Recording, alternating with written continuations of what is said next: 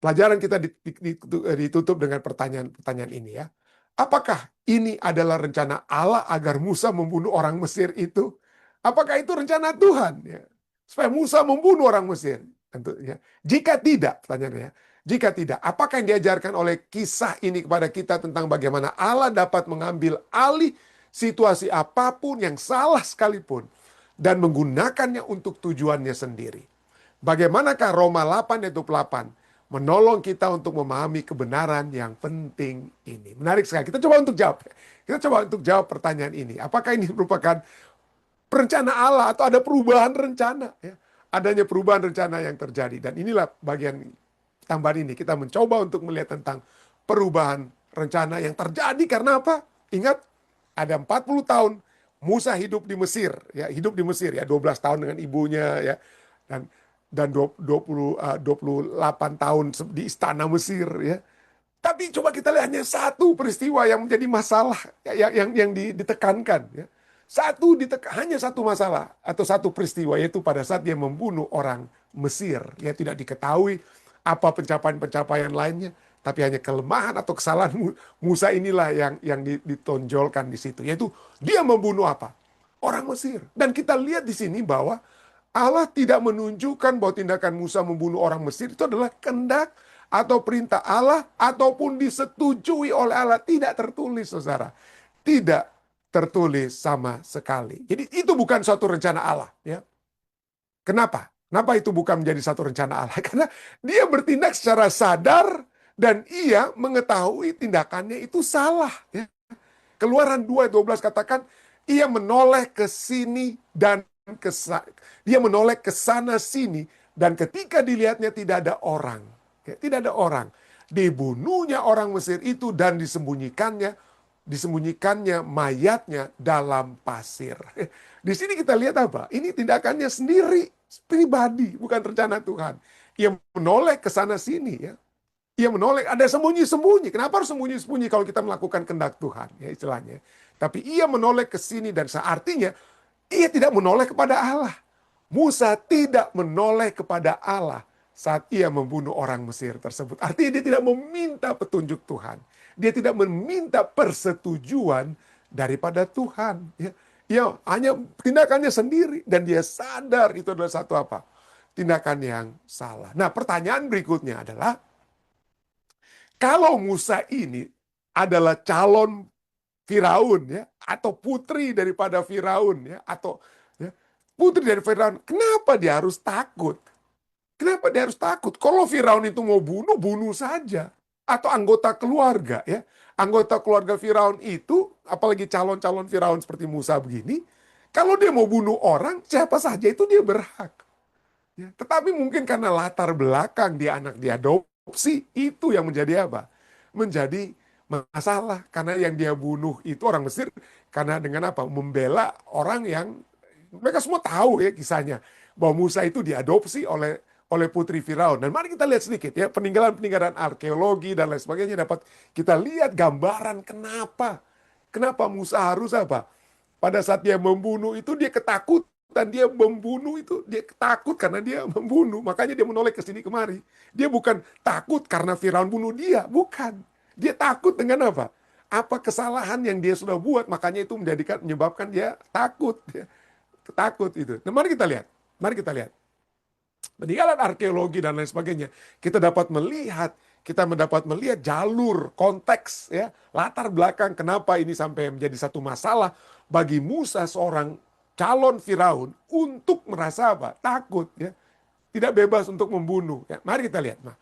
Nah, ibu angkat Musa, bukan ibu kandungnya, itu adalah putri daripada Firaun yang bernama Firaun Tutmose pertama. Ya. Nama ibu angkat Musa itu adalah Hatshepsut. Kita sudah belajar waktu hari Senin malam ya. Hatshepsut. Nah, Hatshepsut ini menikah dengan Firaun Tutmose kedua. Ya, Tutmose kedua. Ya. Tutmose pertama adalah ayahnya. Tutmose kedua itu mungkin anggota keluarga lainnya yang karena dia belum punya anak ya, makanya dia ada Tutmose kedua, itu yang menjadi apa? Menikah juga dengan apa? Hatshepsut. Jadi Hatshepsut ini adalah putri Firaun yang menikah juga dengan seorang apa? Seorang Firaun. Dan dia mengangkat Musa. Tapi setelah dia mengadopsi Musa, ia memiliki seorang anak laki-laki yang bernama Tutmose ketiga. Jadi Musa itu memiliki saudara kandung. Musa itu mungkin seperti saya waktu masih kecil ya. Jadi anak pancingan begitu ya. Dapat menjadi anak pancingan sampai akhirnya Hatshepsut sendiri memiliki seorang anak yang bernama Tutmose ketiga. Nah, setelah kematian suaminya si Tutmose kedua, Hatshepsut itu menjadi Firaun wanita pertama di Mesir. Karena apa? Karena putranya Tutmose ketiga itu masih kecil. Putranya itu masih kecil. Tutmose waktu suaminya Tutmose kedua meninggal, putra mereka yang bernama Tutmose ketiga itu masih kecil. Jadilah Hatshepsut ini menjadi Firaun wanita pertama di Mesir, di kerajaan baru Mesir ya, ada kerajaan tua, kerajaan pertengahan, kerajaan baru di Mesir, dinasti kerajaan baru di Mesir. Nah, bahkan sesudah Tutmose ketiga menjadi dewasa, ya menjadi dewasa, ibunya si Hatshepsut itu tidak lengser, tidak turun dari sebagai Firaun. Anaknya ini Tutmose ketiga ini bersama dengan ibunya itu sama-sama menjadi Firaun. Core region namanya, itu biasa terjadi di zaman dahulu ya, zaman purbakala dulu. Biasa itu dapat terjadi. Jadi ibunya ini tidak mau lengser, anaknya Tutmose ketiga juga menjadi Firaun, tapi mereka menjadi Firaun apa? Bersama-sama. Dan itulah sebabnya mungkin Hatshepsut ini melihat ini nggak cocok nih si Tutmose ketiga ini nggak cocok nih menjadi Firaun yang benar, yang baik begitu ya. Dia mungkin lebih masih memiliki kerinduan untuk, kalau ya biasa kan Firaun tuh mati-mati muda begitu ya. Kalau memang nggak cocok Tutmose ketiga ini ya mungkin si anak yang pertama itu si Musa sajalah yang akan menjadi Firaun. Dan inilah menyebabkan apa? Ada pergerakan politik, pergerakan kecemburuan antara Tutmose ketiga dan juga terhadap siapa? Terhadap Musa. Dia pikir, aduh, ini masa saya ini kalau ibu saya meninggal lalu nanti Musa juga dinaikkan menjadi Firaun, kami jadi sama-sama jadi Firaun. Wah, jadi kurang kuasanya saya ini. Ya. Jadi ada kecemburuan, ada pergolakan yang terjadi antara Tutmose ketiga dengan si Musa. Oleh sebab ibu mereka ini, Hatshepsut ini yang bahkan setelah anaknya dewasa nggak mau lengser, nggak mau memberikan kekuasaan kepada anaknya. Mungkin dia kurang yakin dengan Tutmose ketiga. Ya, karena mungkin dia lebih suka Musa mungkin akan jadi naik. Itu yang jadi masalah. Ya. Dan ini dibuktikan dari peninggalan-peninggalan arkeologi. Kalau Anda pergi ke Valley of the King saat ini di Luxor ya, di Mesir, maka Anda akan dapati ini adalah uh, temple atau temple kuil bagi Ratu Hatshepsut. Ini dia ya. Di tempat itu adalah di Deir el-Bahari, di Deir el-Bahari. Maka Anda dapati di sinilah ada kuil, tempat kuil penyembahan untuk Dewi atau Firaun Hatshepsut yang dianggap apa? Sebagai anak daripada dewa-dewa Amun dan Hathor. Jadi inilah berkuasa sekali nih Hatshepsut ini. Berkuasa sekali ini. Jadi inilah sebabnya pada saat itu, jadi Musa daripada dia ada masalah politik, udah dia pergi aja gitu ya. Tapi kita kembali. Kenapa Musa membunuh orang Mesir ini? Kenapa Musa membunuh orang Mesir? Ya, apakah karena dia kira-kira motivasinya? Boleh katakan demikian. Apa motivasinya? Apa motivasi Musa membunuh orang Mesir tersebut? Nah, untuk menjawabnya, kita tidak perlu pergi ke lihat tulisan peninggalan arkeologi ya. Kita baca saja apa yang dikatakan oleh Alkitab, apa yang dinyatakan oleh Stefanus pada saat dia bersaksi ya, sebelum dia mati dibunuh. Ini kesaksian daripada Stefanus yang tertulis dalam Kisah Para Rasul 7 ayat 23 sampai 25. Dikatakan di sana, ketika musuh berumur 40 tahun, timbullah keinginannya untuk mengunjungi saudara-saudaranya, yaitu orang-orang Israel. Ketika ia melihat seorang dianiaya, ia datang membela orang itu dan membalaskan penghinaannya dengan membunuh orang Mesir itu. Nah, ini dia. Ini poin kuncinya. Musa menyangka bahwa saudara-saudaranya akan mengerti bahwa Allah memakai dia untuk menyelamatkan mereka. Tetapi mereka tidak mengerti. Jadi tetap ada kerinduan Musa untuk membebaskan umatnya itu dari apa? penghinaan daripada perhambaan di Mesir. Ya. Dia pikir dia sudah cukup, ya mungkin 40 tahun, oke dia sudah cukup dewasa, sudah cukup kuat itu. Sedang kuat-kuatnya Musa waktu itu ya, sebagai orang muda ya. Ya, dia juga memiliki kuasa. Tadi dia pikir, ini saatnya saya akan melepaskan bangsa saya ini keluar dari mana? Keluar dari perambaan di Mesir. Tapi itu rencana dia. Itu bukan rencana Tuhan. Ya. Bukan rencana Tuhan. Itulah ya. Jadi disinilah kita lihat bagaimana ya Musa kemudian apa? Dia melarikan diri. Ya. Melarikan diri karena dia melihat setelah dia ditolak bahwa aduh ini mungkin juga pada saat itu kita tidak tahu, tidak ditulis dalam Alkitab, tapi pada saat itu juga ada suara-suara dari surga yang menyatakan bahwa ini bukan kehendak Tuhan dan ikutlah kehendak Tuhan. Itulah iman Musa untuk mengikut kehendak Tuhan dan pergilah dia kemana? Ke Midian. Dan ini ya peristiwa dan apa yang tertulis dalam Kisah Para Rasul 7 ayat 23-25 ini menunjukkan bahwa Musa sudah memiliki kesadaran awal atas panggilannya. Tapi ia mencoba menjalankan rencana Allah dengan caranya sendiri pada waktu yang tidak tepat dengan cara kekerasan manusiawi dan bukan tuntunan surga, bukan tuntunan Tuhan. Akibatnya Firaun berusaha membunuhnya, Keluaran 2:15 ya. Dan Musa melarikan diri ke Danau Midian selama 40 tahun ya. Apa pelajaran bagi kita di sini ya? Apa pelajarannya? Pelajarannya bahwa Allah sesungguhnya Allah yang berdaulat atas kegagalan manusia. Pelajaran dari kesalahan Musa menyatakan poin pertama, Allah itu berdaulat atas kegagalan manusia. Bahkan ketika saudara dan saya, seperti Musa seringkali ya, bertindak karena motif yang belum tepat, karena ketidaksabaran kita, atau niat baik yang salah prosesnya. Niat baik tapi prosesnya salah. Allah tetap bisa menebus akibatnya dan melaksanakan rencananya. Tindakan Musa memang salah, tapi pengasingan ke Midian menjadi tempat pelatihan kembali bagi Musa. Ya. Kalau Musa melepaskan bangsa Israel keluar setelah dia masih dengan kekuatannya 40 tahun, masih usianya itu zaman itu, waduh, itu pas lagi hebat-hebatnya sebagai orang muda, dia melepaskan bangsa, maka dia akan menjadi sombong karena dia merasa itu kekuasaannya, kekuatannya, kemampuannya yang menyebabkan umat-umatnya itu Tuhan itu bisa keluar dari mana? Mesir. Tapi tidak. Tuhan ingin melihat bahwa yang akan membawa bangsa Israel keluar dari Mesir itu bukan Musanya, tapi Allahnya Musa. Allahnya Musa. Jadi di Midian, Musa menjadi gembala. Satu persiapan yang sempurna untuk memimpin Israel keluar dari Mesir dan melintasi padang gurun. Poin kedua, waktu dan cara Allah selalu lebih baik. Waktu dan cara Allah selalu lebih baik. Pelepasan Israel tidak datang melalui kekerasan Musa, kehebatan Musa, masa muda Musa yang hebat dan sebagainya. Melainkan melalui kuasa Allah. Melalui kuasa, dia melihat semak yang menyala-nyala, tulah-tulah di Mesir, dan laut berau yang terbelah, dan lain sebagainya. Itu bukan karena kehebatan Musa, seorang calon Firaun yang membawa umat Tuhan itu keluar dari Mesir. Waktu dan cara Allah selalu lebih baik. Niat baik pun bisa menjadi bencana bila kita bertindak di luar waktunya Tuhan. Waktu Tuhan pasti akan apa? Terjadi indah waktu Tuhan itu.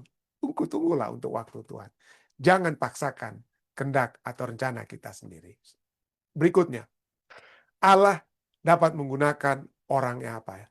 Menggunakan orang yang tidak sempurna. Seperti Musa, tidak sempurna ya. Ingin menggunakan kekuatannya sendiri, kemampuannya sendiri untuk menjadi pembela umat-umatnya. Nah, tidak ya.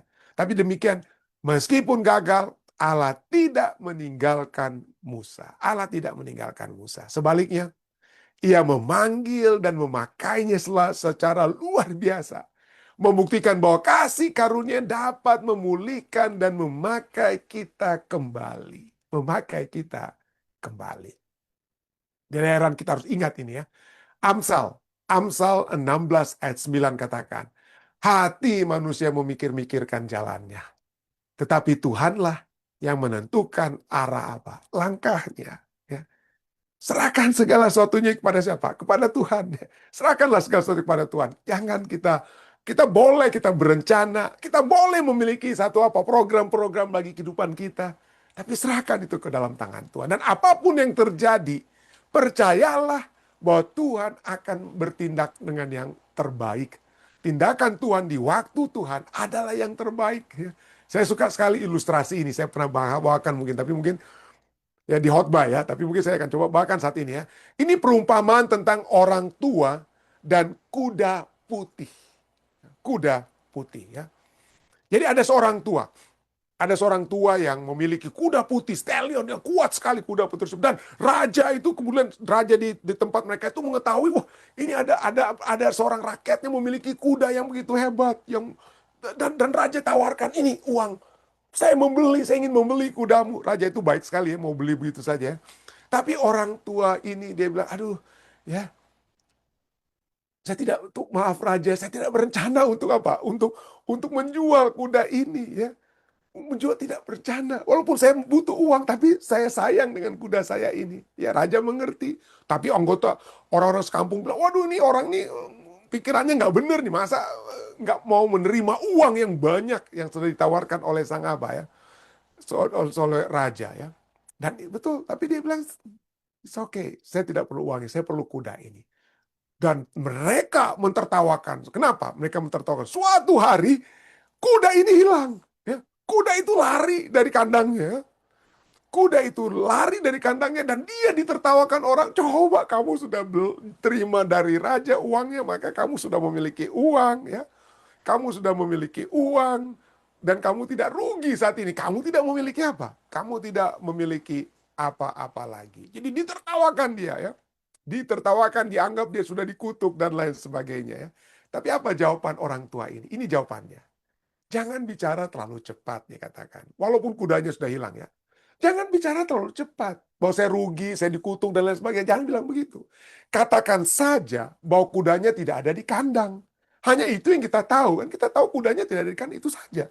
Sisanya itu adalah satu apa? Penilaian saja. Sisanya penilaian. Apakah rugi atau tidak rugi, itu bukan urusan kita. Yang penting tidak ada kuda, itu saja. Ya. Jika saya telah dikutuk atau tidak, bagaimana Anda bisa tahu? Bagaimana Anda bisa menilai? Bagaimana Anda bisa menilai? Anda hanya bisa menilai tidak ada lagi kuda itu apa? Di kandang. Bukan berarti kuda yang tidak ada di kandang berarti saya dikutuk, saya malang dan lain sebagainya. Ya, yang saya tahu dia katakan, yang saya tahu adalah kandang itu kosong dan kudanya hilang. Selebihnya saya tidak tahu apakah itu satu kutukan atau berkat, saya tidak bisa mengatakannya. Yang bisa kita lihat hanyalah sebuah fragmen, satu peristiwa yang hanya kecil, yang bisa kita tidak tahu apa yang akan terjadi nantinya. Yang kita bisa lihat hanya sebuah fragmen. Siapa yang bisa mengatakan apa yang akan terjadi selanjutnya? Wah, tapi tetangganya bilang bodoh, orang tua yang bodoh. Tapi apa yang terjadi kemudian? Beberapa waktu kemudian tiba-tiba apa? Ya, beberapa hari kemudian tiba-tiba kuda tersebut kembali ya.